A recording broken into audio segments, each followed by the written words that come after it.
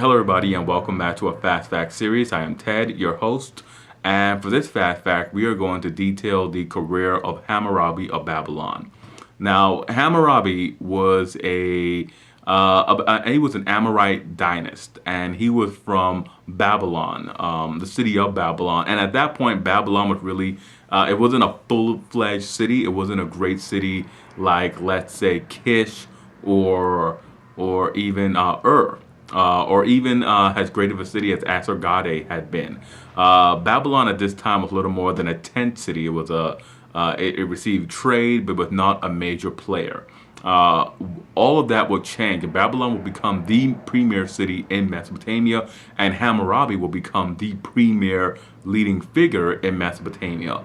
Hammurabi would spend 40 years of his reign uniting the regional states of Mesopotamia, and he forged the Babylonian Empire. And of course, the Babylonian Empire was centered on the city of Babylon. In Babylon, the institutions that we would have come to acknowledge, that we will come to have viewed as being a vital necessity for urban life in Mesopotamia, all came together to create this beautiful tapestry of what human advancement had been like for the past couple of centuries. A rebirth of learning occurs in Babylon. Babylon evolves into a full-fledged great imperial/cultural city. And of course, it fills this role because the cities of and Asargade, the two premier cities of the Sumerians and the Akkadians, both fallen. They've fallen from grace, and they will no longer be major centers of Mesopotamia.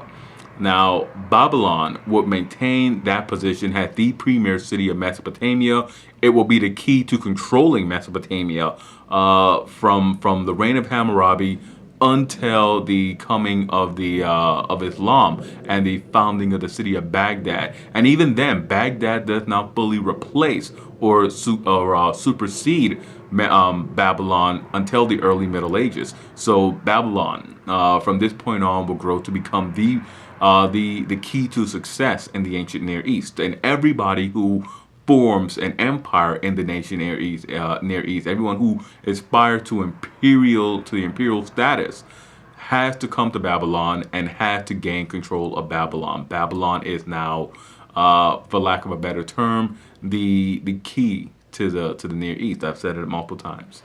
Now, during the course of his 40-year reign and his and the founding of his empire, Hammurabi inherits, and he makes many innovations on the patterns for success. And of course, his behavior is all based on the Akkadian kings and the Sumerian kings of the family of Sargon and the family of Ur-Nammu. In each Mesopotamian city at this point, there was already a service aristocracy. And this service aristocracy consisted of great families who were already accustomed to serving a great imperial figure that existed. And these families spawned noblemen who were well-versed in serving as governors, as ministers, and as courtiers. And these noblemen were, for the most part, they were bereft of personal aspirations to succeed to the imperial dignity. Now, Hammurabi also inherited a very proud and a very vaunted military tradition that went all the way back to the pre-dynastic city-states. Many of these cities were among some of the earliest cities founded, and they all had martial traditions that heralded back that spoke of their past greatness. And he inherited this, so he inherited men who grew up on epic battle tales over those early trade routes. And he was able to incorporate them into a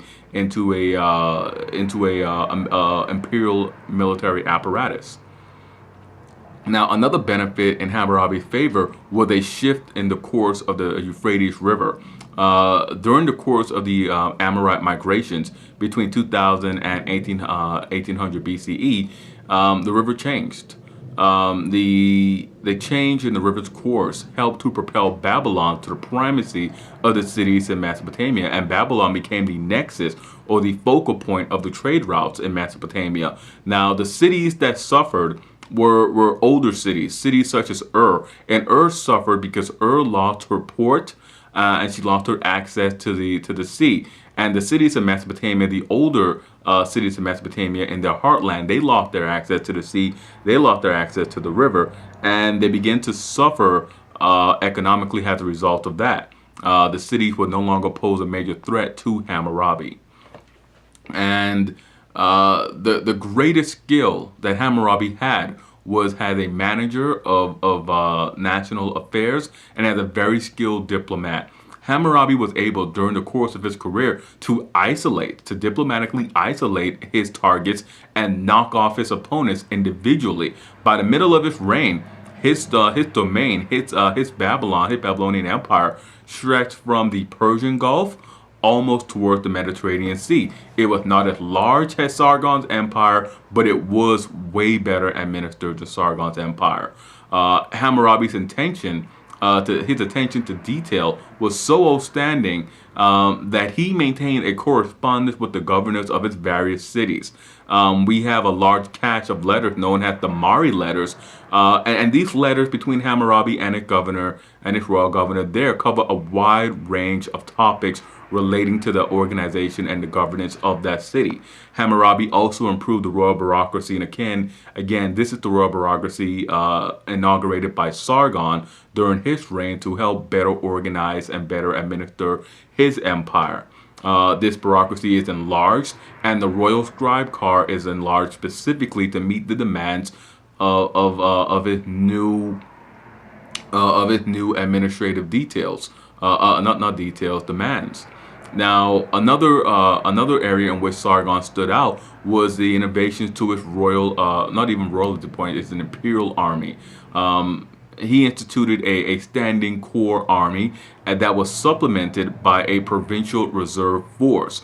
And another step up on provincial reserve forces was that Hammurabi began to organize the regular drilling of these forces. And again, he counted on the vaunted military traditions going back to the pre-dynastic eras, I should say, of Mesopotamia, to bring these men in and to have a standing core of men who were devoted not just to their city but also to this imperial regime.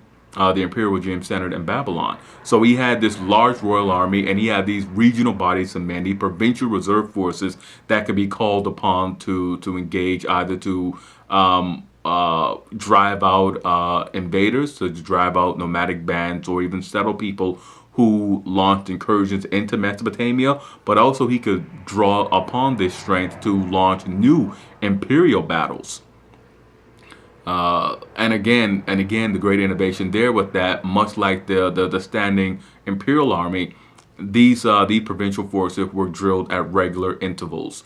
And Sargon's army was not Sargon, Hammurabi. I'm sorry about that. Hammurabi's army was mainly an infantry force, but it was supported by archers and light infantry skirmishers, made up mostly of missile troops who hurled javelins.